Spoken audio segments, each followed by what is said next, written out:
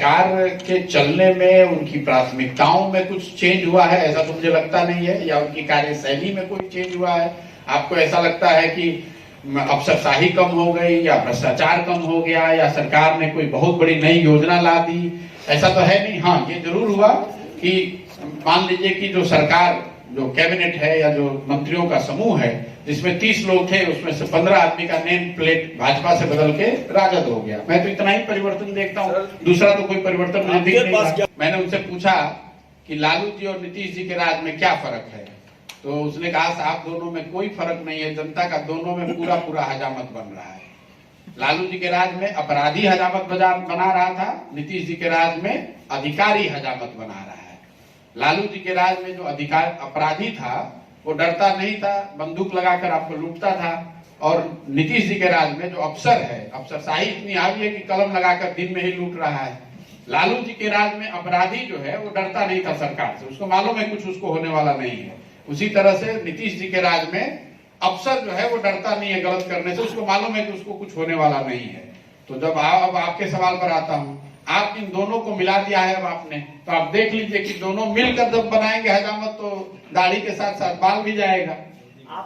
जो सरकार को समाज के विभिन्न वर्गों के विषय में बेहतर सूचित करने में सूचित कर सकती है, उसमें उसको होने में कोई दिक्कत नहीं है। मैं जातिगत जनगणना के पक्ष में हूं, इससे कोई दिक्कत नहीं है, लेकिन जातिगत जनगणना हो जाने मात्र से ही समाज सुधर जाएगा इसकी कोई गारंटी नहीं है। आप बिहार में 13 करोड़ लोगों में 8 करोड़ लोग ऐसे हैं जो दिन का 100 रुपया नहीं कमाते हैं। ये गणना तो आपके पास है, उसको सुधार दीजिए। बिहार में 51% लोग गरीबी रेखा के नीचे रह रहे हैं, ये गणना तो आपके पास है, इसको सुधार दीजिए।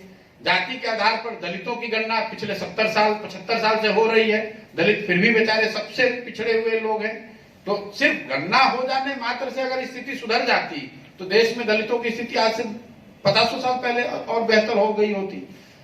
गणना होने दीजिए, ये तो राजनीति है।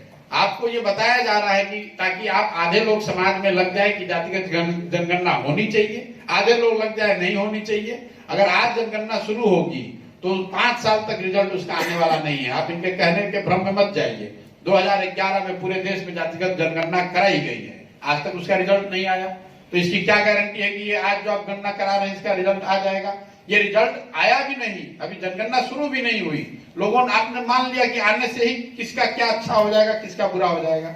अंतिम बात, अगर समाज में कोई वर्ग किसी वजह से पीछे छूट गया है और जातिगत जनगणना से या किसी भी तरह की जनगणना से अगर उसके विषय में जानकारी मिलती है और सरकार उसके लिए कुछ विशेष प्रयास करती है तो उसमें समाज के किसी भी वर्ग को बुरा मानने की भी जरूरत नहीं है। आर्थिक सर्वेक्षण हो रहे हैं, आर्थिक सर्वेक्षण में पता चल रहा है कि कौन लोग गरीब हैं, उनको राशन कार्ड मिलना चाहिए, उनको फ्री में घर की योजना, प्राइम मिनिस्टर घर की योजना मिलनी चाहिए, कम से कम वो तो दिलवा दीजिए, बाद में जो होगा देखा जाएगा। प्राइम मिनिस्टर आवास योजना जो यहाँ है, आप लोग पत्रकार हैं, उसमें देखिए कितना पैसा घूस लिया जा रहा है। मनरेगा में तो आपके पास पहले से जानकारी है, उसमें देखिए कितना घूस लिया जा रहा है।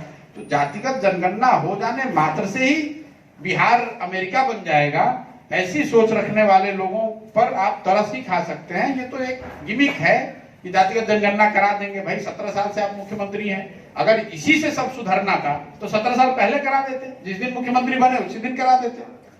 भाई पिछले 32 साल से लालू जी और नीतीश जी का राज है, किसने रोका था हमको जातिगत जनगणना कराने से पहले? आज याद आया है, 32 साल से आपको किसने रोका था? भाई करा लेते पहले ही। अगर इसी से सब बिहार का सुधरना है तो पहले करा लेते जातिगत जनगणना। क्यों पहले ये बताओ ना भाई कि पहले क्यों नहीं कराया? मान लिया कि जातिगत जनगणना होने से ही सब अच्छा होगा, मान लीजिए, तो उनसे तब तो और सवाल बनना चाहिए कि तब भाई 32 साल से क्यों नहीं करा रहे थे?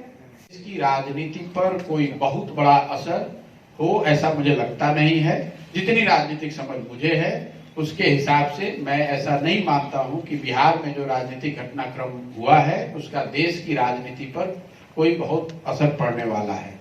जहां तक आपने कहा कि वो मिल रहे हैं, लोगों से मिल रहे हैं, पार्टियों से मिल रहे हैं, ये तो स्वच्छंदता है, किसी कोई भी व्यक्ति ये कर सकता है। अभी 1 महीने पहले तक तो नीतीश जी ही कह रहे थे कि वो पक्ष में ही थे, अब 1 महीने के बाद वो विपक्ष की बात कर रहे हैं। 2 महीने के बाद फिर कहाँ रहेंगे, ये आपको हमको भरोसा कितना है, जनता उस पर कितना भरोसा करती है, ये तो जनता को तय करने दीजिए। लेकिन ये बिहार की घटना है। बिहार में आप कोई गठबंधन या कोई फेरबदल करते हैं, उससे देश की राजनीति पे कोई बहुत असर पड़ेगा ऐसा मैं मानता नहीं हूँ। मान लीजिए कि महाराष्ट्र में एक महागठबंधन की सरकार चल रही थी, बिहार के उलट। बिहार में एनडीए चल रही थी, यहाँ महागठबंधन बन गया। महाराष्ट्र में महागठबंधन की सरकार चल रही थी, वो हट के अब एनडीए की सरकार बन गई। उसका असर दूसरे जगह क्या पड़ेगा? कोई असर नहीं पड़ेगा। वो वहां के राज्य की स्थिति है, वहां के राज्य की राजनीतिक घटनाक्रम का हिस्सा है। ये जरूरी नहीं है कि उसका असर देश के स्तर पर हो जाए।